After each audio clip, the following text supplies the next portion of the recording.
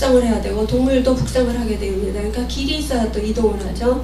그래서 이 두 국립공원을 어떻게 연결할 것인가 또 이런 분석을 한번 해봤습니다. 그래서 지금 보면 이런 조각들을 어느 조각을 서로 연결해야 사계 보존에 가장 유리한가 하는 그런 분석입니다. 그리고 전봉산이 가운데 껴야 설악산과 오대산 국립공원을 곰들이 또는 삭들이 이동할 수 있겠다라는 그런 결과를 얻었습니다. 다음 주 우리나라의 위기종이 식물이 64종이 이제 지정이 되어 있는데요. 그럼 위기종이 과연 그 국립공원 안에서 안전하게 보호되고 있는가 그렇게 분석을 해봤더니 사실 그게 아니고 많은 위기종들이 이런 이제 강화도나 이런 해안 지역, 그다음에 남해안 지역, 그다음에 이제 강원도도 국립공원 외부 지역에 많이 분포하고 있고요. 여기도 이제 마찬가지로 경상북도하고 강원도 사이에 공원의 바깥 지역의 종들이 많이 분포하고 있습니다. 그다음 이제 여기 또 제주도가 등장을 합니다. 제주도도 마찬가지입니다. 그러니까 한라산 국립공원이 완전 보호지역이지만은 여기에 식물 분포하는 걸 보면은 내부가 아니라 대부분 다 외부에 특히 해안 지역에 이제 돌고 있습니다. 그러니까 지금 해안 지역이 개발 압력이 굉장히 센데 위기종은 대체로 이런 개발 압력이 센 해안가 지역에 지금 분포하고 있는 그런 그림입니다. 그러니까 결국은 보호되어야 되는 종하고 보호지역하고 괴리가 상당히 많이 존재합니다. 자, 그래서 이런 이제 보호지역에서 법적인 보호지역에서 보호되면 안전하겠는데 저희 보호지역이 5%밖에 안 된다고 아까 말씀을 드렸잖아요. 그럼 95%의 우리 국토는 비보호지역입니다. 그럼 비보호지역은 과연 비관리고 비보호할 것이냐 아니고 Non-Protected Area도 프로텍트 해야 되겠다. 여기서 보호를 해야 되겠다라고까지 생각을 하게 되었습니다. 이게 이제 서울의 지도고요. 그린벨트라 해서 이제 다소 보호되고 있고 그러나 이 내부 지역은 지금 초록을 보기가 굉장히 어렵습니다. 그래서 여기 남산이 있는데 용산공원을 만들어 가지고 남산에서 용산공원을 지나서 관악산까지 연결하는 그런 생태 통로를 지금 계획을 잡고 지금 실천을 하고 있습니다. 그래서 그 밖에도 저희가 이제 이런 동물들이 또는 식물들이 이동할 수 있는 길을 만들어주기 위해서 서울시 안에도 가구수를 1열이 아니라 2열로 심기도 하고요. 초록 벽을 만들고 그다음에 초록 옥상을 만들고 이런 의미를 해서 초록 줄이 가득 찬 그런 이제 도시를 만들 계획을 가지고 있는 걸로 알고 있습니다. 실제 지금 우리가 사는 주택가가 이런 경우가 굉장히 많고요. 초록이라고 볼 수가 없고요. 초록이 있긴 있대 거의 없는 상태고요. 우리가 이런 인위적인 공원을 만들어 놓으면 이제 식지를 되게 잔디를 합니다. 사람들의 편리를 위해서. 이렇게 되면 식생이 굉장히 빈곤하게 되고 생물상이 더 이상 증가하기가 어려운 상태가 되고요. 농지 격리를 하면 경작을 하는 데는 편리하겠지만 생물상에는 완전히 부정적인 영향을 주게 되고요. 그 다음에 이런 이제 연습지에도 외래종이 지금 침입을 해가지고 우리 자생종하고 경쟁을 하고 있습니다. 그래서 이런 비보호 지역이 실제 연결적으로 95%이기 때문에 우리가 Non-Protected Area라고 해서 완전히 무시할 수는 없는 그런 상황이라고 생각이 됩니다. 그래서 생물 다양성이 서비스를 생산하고 생태계 서비스를 생산하고 생태계 서비스가 모든 생물을 이제 부양하고 있다라는 걸 생각을 하면은 우리가 에코시스템을 어떻게 생태계를 어떻게 이제 유지할 것이냐. 그래서 랜드스케이프 매니지먼트가 저는 굉장히 중요하다고 생각합니다. 보호를 할 때 종 특이적인 보호가 아니라 그 종을 담고 있는 서식지 보호가 저는 필수적이라고 생각을 하고요. 그래서 랜드스케이프 매니지먼트를 하되 프로텍티드 에리어도 보호지역은 보호지역대로 그 다음에 이제 비보호지역이라고 할지라도 우리가 보호하는 그런 취지를 갖춰야 되는데 이제 도시 경관도 중요합니다. 그래서 도시에 초록 길을 만들고 초록 벽을 만들고 초록 정원을 만드는 방법 또는 도시 안에 쌈지공원을 연결하는 법 이런 식으로 해서 생물 다양성을 높일 수 있는 방안이 있다라고 생각이 되고요. 그 다음에 이제 우리가 지금 이 농촌의 인구가 줄면서 폐농이 많아지고요. 그 다음에 이제 폐 광산도 많습니다. 이런데 사람들이 흥미를 잃고 있는 이런 지역을 우리가 보건지역으로 삼아가지고 녹지를 증가시킬 수 있습니다. 그 다음에 이제 우리 관리 방안 자체도 환경 적응적이어야 합니다. 지금 변동성이 이렇게 커지고 있기 때문에 매뉴얼대로 한 가지 고정된 관리 방안을 해가지고는 한계가 있다라고 생각합니다. 그래서 환경에 따라서 수시로 좋은 결과를 우리가 적용하는 그런 관리 방안을 해야 되지 않나 생각하고 있습니다. 이상입니다. 네, 장승익 교수님 수고 많으셨고 좋은 자료 감사드립니다. 제가 발표를 들으면서 잠깐 생각을 했는데 우리가 우리 환경부나 모든 정부의 부처 정책들을 생각해 보면 거기에 생태계 보전에 관한 것이 있지만 강 교수님 발표를 들으면서 생각해 보면 우리가 그래도 인간 중심적이지 않은가 하는 생각을 하지 않을 수가 없습니다. 보통 우리가 이 재해에 대비하고 주로 방지 시스템 위주의 이런 적응 대책을 우선적으로 수립할 수밖에 없지만 근본적인 것은 우리 에코 서비스, 즉 우리 생태계가 인간 우리 삶에 어떤 봉사를 한다고 하는 점을 생각하면은 우리가 이제 조금 중심을 생태계 중심으로 하는 것도 굉장히 중요하겠다는 생각을 하게 됩니다. 네, 굉장히 좋고 귀중한 말씀들 감사드리고요. 예, 이어서 우리 고려대학교 소영배 교수님의 발표를 듣도록 하겠습니다.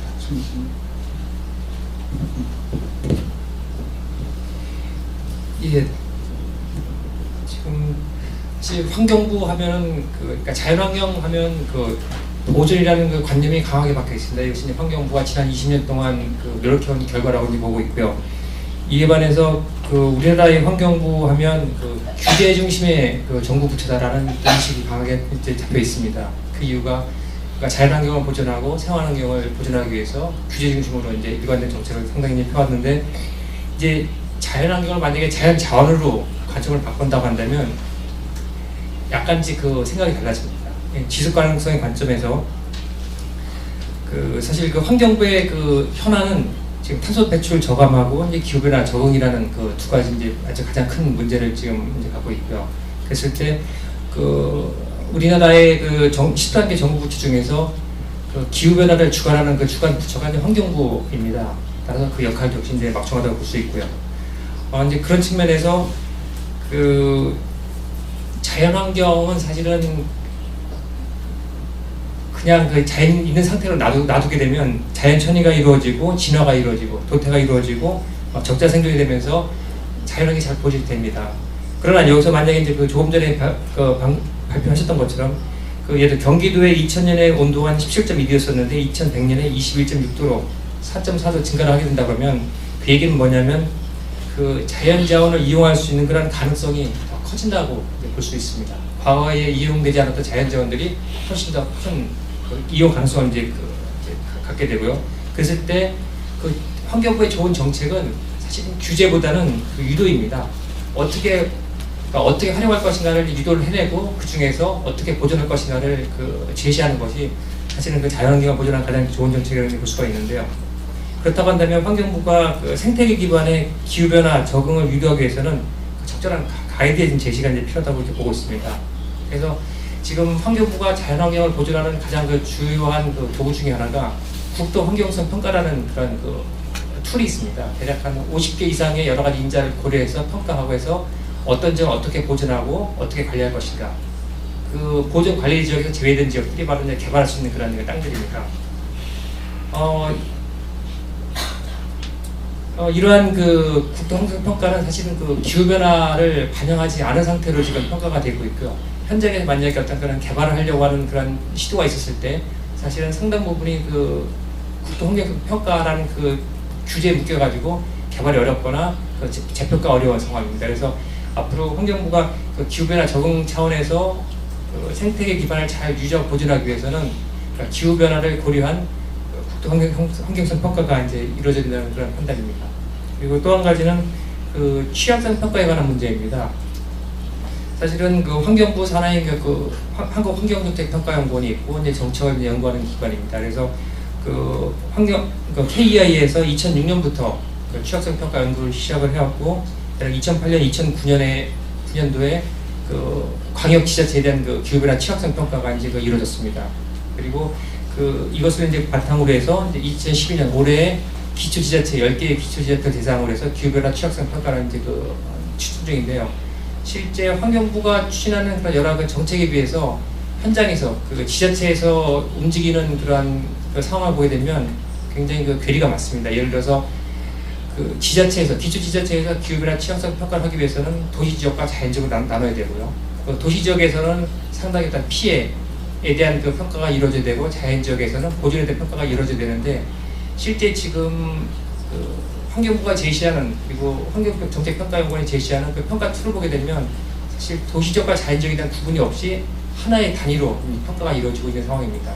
그랬을 때 환경부가 정책 큰 가이드라인을 이제 그 제시하는 것도 있지만 그럼에도 불구하고 그 기후변화에 따른 지구의 어떤 물리적 속성을 평가할 수 있는 그러한 쪽에서의 어떤 연구 지원도 역시 이제 필요하다고 이제 보고 있습니다. 이상입니다. 네, 박수 한번 쳐드릴까요? 예.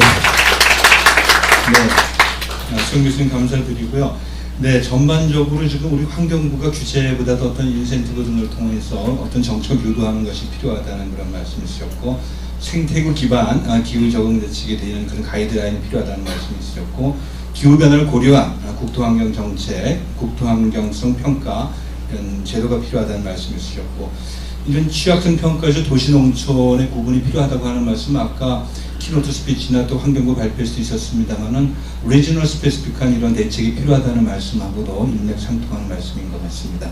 네, 여러 가지 좋은 코멘트 감사드립니다. 끝으로 우리 노태호 박사님 말씀만 발표해 주도록 하겠습니다. Thank you, Mr. Moderator. I'm really glad to be here and to have a chance to share some idea about the Korean policy in climate change. Before go my comment, I express my some kind of dilemma. It's kind of big pressure to be a last panelist in this kind of the situation. We are right now under the pushing time limit. So I will make in my comment possibly shortly. Dr. Irvin, Jameson Irvin gave us really good score to our performance and policy. But I'm going to give some different view or some bit of comment on our some policy. Maybe it is a little bit different the point of view. One more thing before go my talk. Professor Song mentioned about KI as one of the institute under Ministry of Environment, but it should be corrected. We are one of the institute under the National Socio-Economic Council under the Prime Minister Office. So actually we are having some kind of working with the Ministry of Environment, but we are not one of their organizations. Okay, right now we are having about 2 years ago we had started on our master plan for the climate change adaptation based on the Framework Act on the low carbon and green growth. To perform this work, the government have some kind of interministerial committee or organizations. A chairperson is coming from the Ministry of Environment, who is in the deputy vice minister level. So many different ministries, the officers coming to this committee. I think about 13 ministries, they are participating in this committee as a member. So under this committee, actually the Climate Change Adaptation Committee has been confirmed. So they are making a real concrete some kind of plans. As you already look at the master plans, there are 10 sectorial plans.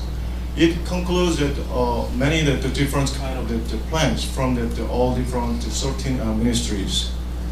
But however, it looks like there is no real implementing method or some kind of integrating the effort. I think there looks like some kind of steering rules mainly.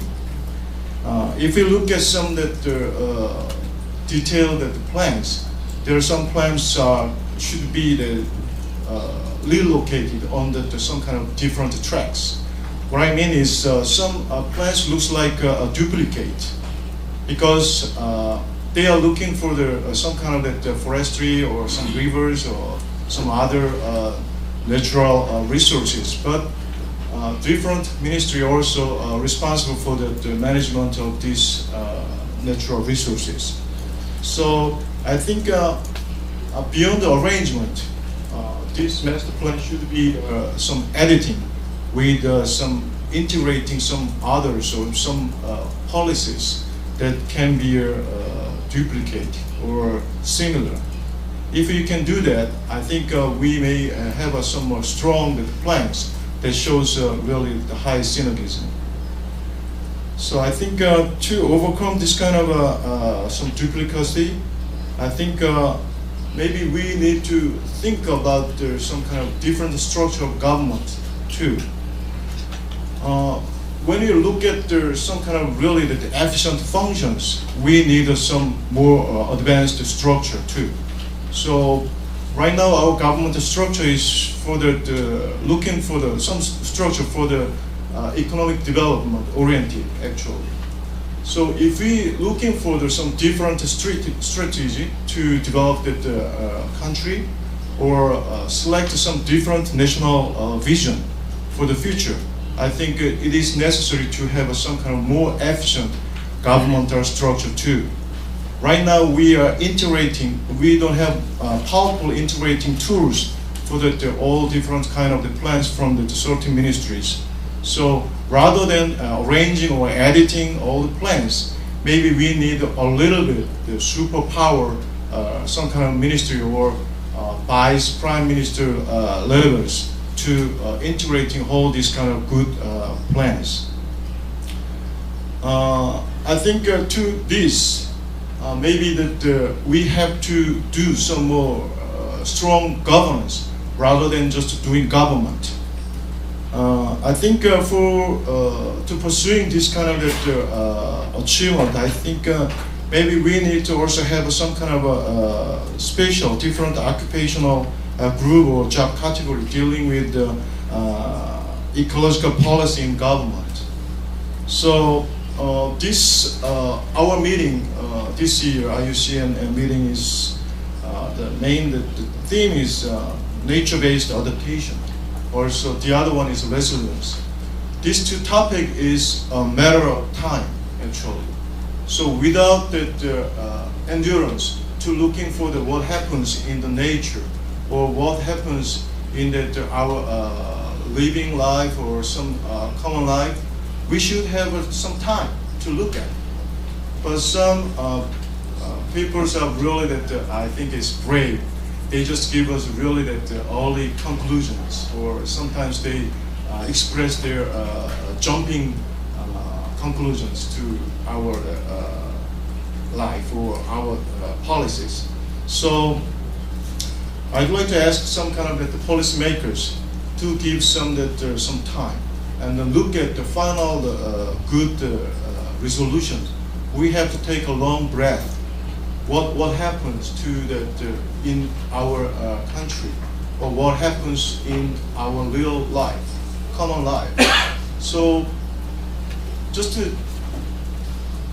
not only looking for some kind of range that covers all kind of effect from that adaptation policy, but also we have to looking for real efficacy or effectiveness. So to make it this one, we have to take a long breath. So sometimes Korean always pushing that there's some kind of task in hurry matters, I think. So we need to take some more easy attitude and then look at some in detail, in downscale. I think that if we can do that, I think we can have a better policies in the climate change. I think I'll make it my comment in here. Thank you. 네, 지금 박수는 용감한 발언에 대한 박수였습니다. 예, 여러 좋은 말씀 감사드리고요. 예, 여러 말씀 중에서 지금 계획을 마친 환경문서 리비전하고 있기 때문에 지금 우리 노 박사님께서 이런 계획에 충분히 참여하셔서 좋은 의견도 주시면 좋을 것 같고요.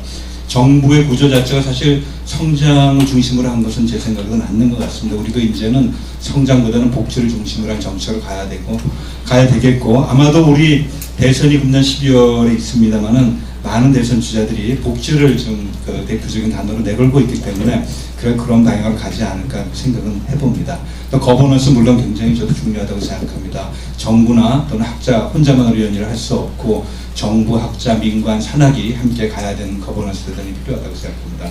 시간 굉장히 필요한데 우리 국민들은 늘 급하잖아요. 그래서 이게 장단점이 다 있겠습니다. 그래서 시급하고 우리 생명에 관련된 것은 급하게 해야 되겠고, 보다 근본적인 것들은 또 그런 근본적인 연구, 또 보다 디테일한 그런 대책 수립 등을 통해서 효과적으로 해나가야 되리라고 생각을 합니다.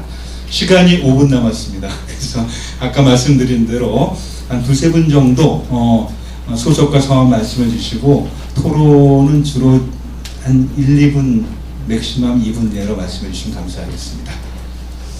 네, 뭐 제일 처음에 손 들고 발표하시는 분이 용감하신 분이죠. 누가 하시겠습니까? 예.